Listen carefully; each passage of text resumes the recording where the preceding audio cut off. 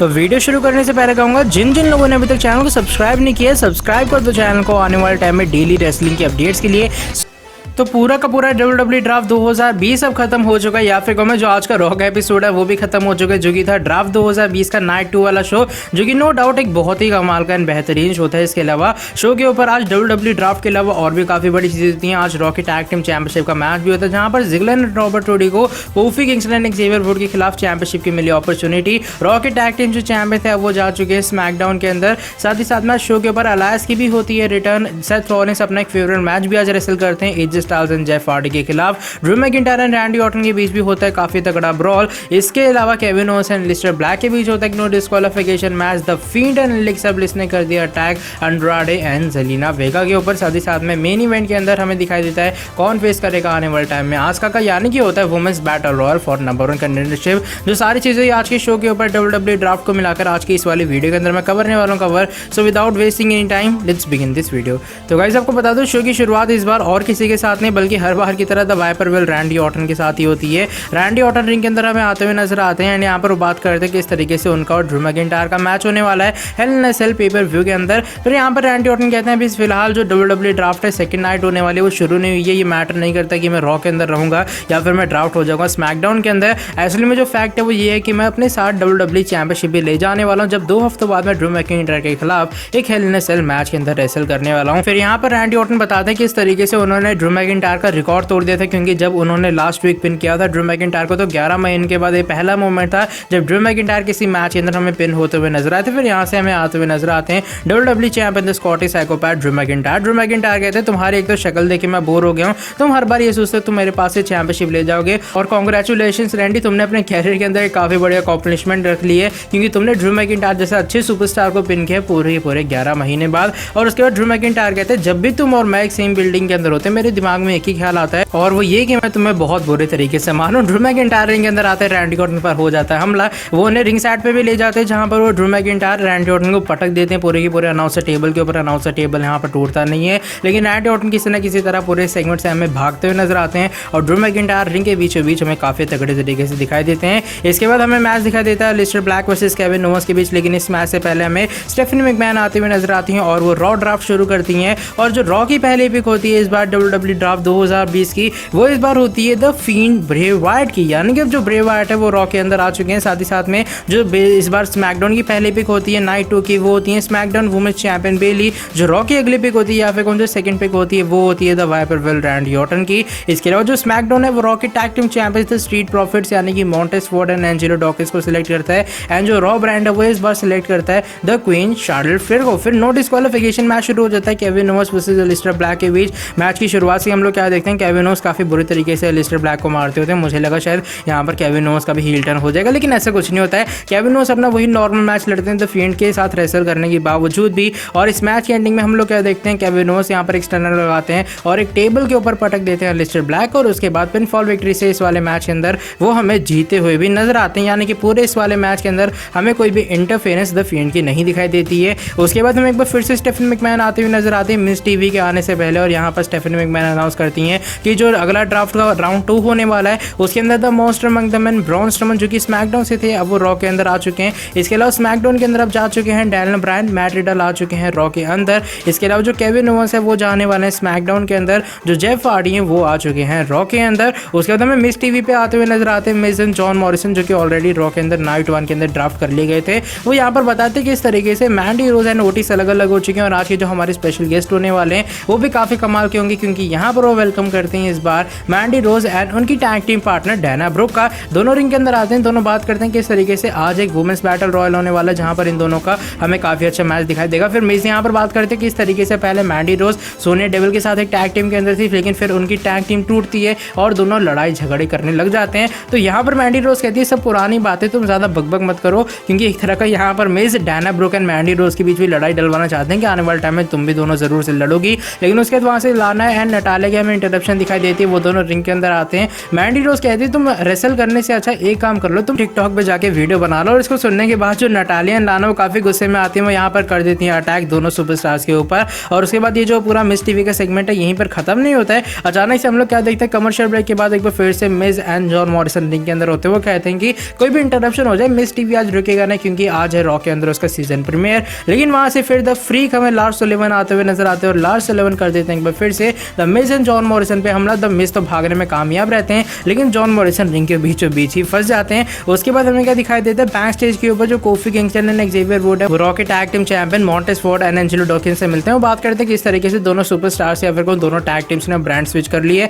तो यहाँ पर एडम पियर्स आते हैं। एडम पियर्स कहते हैं तुम दोनों एक काम करो, तुम लोग अपनी चैंपियनशिप को स्विच कर लो, क्योंकि अब तुम लोग रॉ के अंदर तो स्मैकडाउन की जो टाइटल है स्ट्रीट प्रॉफिट्स को दे दो, और स्ट्रीट प्रॉफिट जो तुम अपनी रॉ की टैग टीम चैंपियनशिप है वो Xavier Woods and Kofi Kingston को दे दो। तो यहाँ पर स्ट्रीट प्रॉफिट्स एंड दोनों के दोनों सुपरस्टार्स आराम से कह सकते हो मंजूरी कर लेते हैं, और उसके बाद दोनों अपनी चैंपियनशिप को कर लेते हैं स्वाइप। और ऑफिशियली अब Xavier Woods and Kofi Kingston raw की टैग टीम चैंपियन है, एंड स्मैकडाउन की टैग टीम चैंपियन और कोई नहीं बल्कि हैं स्ट्रीट प्रॉफिट्स। फिर यहाँ से जिगलर एंड रॉबर्ट टूडी आते हुए नजर आते हैं। वो यहाँ पर चैलेंज कर देते हैं Xavier Woods and Kofi Kingston को। लेकिन उसके बाद हम लोग क्या देखते हैं, अगली पिक आती है एफएको में, थर्ड राउंड आता है इस बार WWE ड्राफ्ट 2020 का, जहां पर हमें टीम रेट्रीब्यूशन ड्राफ्ट होती हुई नजर आती है रॉ के अंदर। जो लार्स सुलेवन और स्मैकडाउन की तरफ जाते हैं, यानी कि स्मैकडाउन पिक कर लेते हैं लार्स सुलेवन को। जो रॉ है वो लिमिटलेस रहने वाला है, क्योंकि कीकली को यहाँ पर पिक कर लिया गया है। जो किंग कॉर्बन है या फिर जो बैरन कॉर्बन है उन्हें स्टिल स्मैकडाउन के अंदर पिक कर लिया गया। और रॉ की जो फाइनल पिक होती है इस वाले राउंड की वो होती है अलेक्सा ब्लेस, जो कि स्मैकडाउन से रॉ के अंदर हम सभी को आती हुई नजर आने वाले हैं। लेकिन उसके बाद आते हैं फ्राइडे नाइट स्मैकडाउन मसाया या फिर स्मैकडाउन सेवियर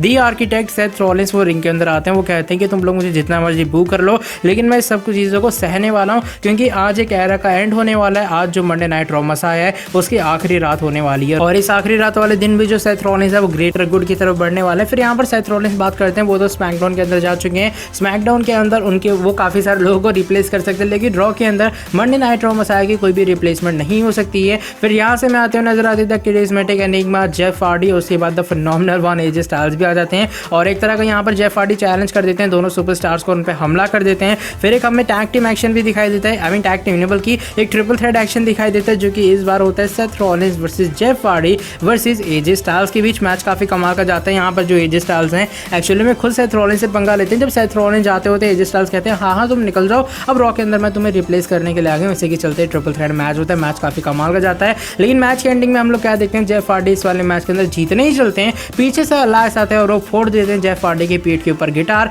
और अलायंस की हो चुकी है शो के ऊपर रिटर्न। फिर एजे स्टाइल्स पिन करते हैं जेफ हार्डी को, वो हम इस ट्रिपल थ्रेड मैच को जीते हुए भी नजर आते हैं। और उसके बाद हम लोग अलायंस को देखते हैं किस तरीके से टाइटोरियम के पास खड़े होते हैं। फिर एक और WWE ड्राफ्ट का अगला राउंड हमें दिखाई देता है, जहां पर एक बार फिर से स्टेफनी मैकमैन टाइटोरियम के पास आती है। वो ये बात रिवील करते हैं कि जो अलायंस जिन्होंने आज ही रिटर्न की है उन्हें एक बार फिर से रॉ के अंदर पिक कर लिया गया स्मैकडाउन से। इसके अलावा जो इंटरकॉन्टिनेंटल चैंपियन सैमी जिन्होंने स्मैकडाउन के अंदर एक बार फिर से पिक किया गया है। रॉ के अंदर लेसी एवंस आने वाली है। स्मैकडाउन की जो टैग टीम थी यानी कि सिजारो शिंसुके नाकामुरा वो सिर्फ स्मैकडाउन के अंदर ही रहने वाले हैं। इसके अलावा जो रॉ की फाइनल पिक होने वाली है वो इस बार होगी द सेल्टिक वॉरियर्स शेमस की। उसके बाद हमें एक टैग टीम एक्शन दिखाई देता है Dana Brooke and Mandy Rose versus Natalya and Lana के बीच, और ये टैग टीम मैच काफी जल्दी खत्म हो जाता है। डायना ब्रोक एंड मैंडी रोज की इस वाले मैच के अंदर जीत हो जाती है। मैच खत्म होने के बाद हम लोग क्या देखते हैं, लाना बीचों बीच रिंग के पड़ी होती है, क्योंकि लाना को एक्चुअली में इस वाले मैच के अंदर पिन होता है, और नटालिया कहती है बहुत हो चुका है, तुम्हारी और मेरी टैग टीम वर्क नहीं कर रही है, इसी के चलते मैं इस टैग टीम को तोड़ रही हूँ। फिर जो नटालिया वो हमें रिंग को लीव करते हुए नजर आती हैं, और जो लाना है वो रिंग के बीचों बीच हमें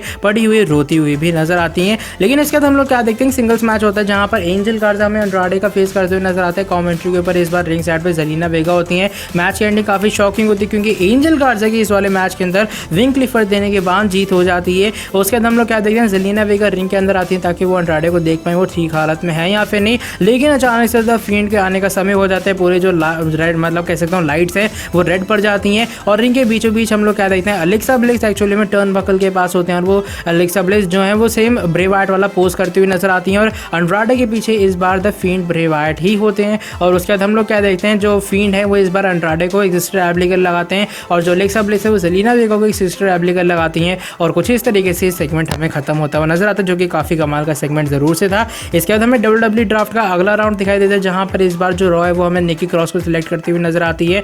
जो इस बार अगली पिक स्मैकडाउन की तरफ से वो है Robert Roode and Dolph Ziggler की। जो अगली पिक है इस बार रॉ की तरफ से वो है 24/7 चैंपियन R-Truth की। एंड जो अगली पिक है इस बार स्मैकडाउन की तरफ से वो होने वाली है अपोलो क्रूज की। जो रॉ की अगली अगली पिक होने वाली है वो होती है इस बार Raw underground superstar Dabba Kato की। उसके बाद हमें रॉ टैग टीम चैंपियनशिप का टाइटल मैच दिखाई देता है जहां पर Robert Roode and Dolph Ziggler हमें चैलेंज करते हुए नजर आते हैं इस बार द न्यू डे के चैंपियंस को, यानी कि रॉ टैग टीम चैंपियंस को, Xavier Woods and Kofi Kingston को। मैच काफी कमाल का जाता है, पूरे मैच में लगता है तो ऐसे ही कि Robert Roode and Dolph Ziggler हमें इस वाले मैच के अंदर जीतते हुए नजर आएंगे एंड वो रॉ की टैग टीम चैंपियनशिप को स्मैकडाउन के अंदर ले जाते हुए नजर आएंगे। मैच काफी कमाल का जाता है शुरुआत से लेकर आखिरी तक, लेकिन मैच के आखिर में हम लोग क्या देखते हैं, मिडनाइट आवर लगता है रॉबर्ट रूडी को और इस वाले मैच के अंदर द न्यू डे हमें सेलिब्रेशन करने के बाद, जीतने के बाद सेलिब्रेट भी करती हुई नजर आती है। फिर रिकोशे वर्सेस सेड्रिक अलेक्जेंडर के बीच हमें काफी कमाल का मैच दिखाई देता है जहां पर इस वाले मैच की जो स्टिपुलेशन होती है वो कुछ इस तरीके से होती है। रिकोशे कहते हैं कि अगर हर्ट बिजनेस है मैं तुम में से आज एक मेंबर को हरा देता हूं एक सिंगल्स मैच के अंदर, तो आगे से तुम आने वाले टाइम में मेरे पीछे नहीं आओ क्योंकि मेरा जो दोस्त अपोलो क्रीज वो स्मैकडाउन के अंदर जाने वाला है।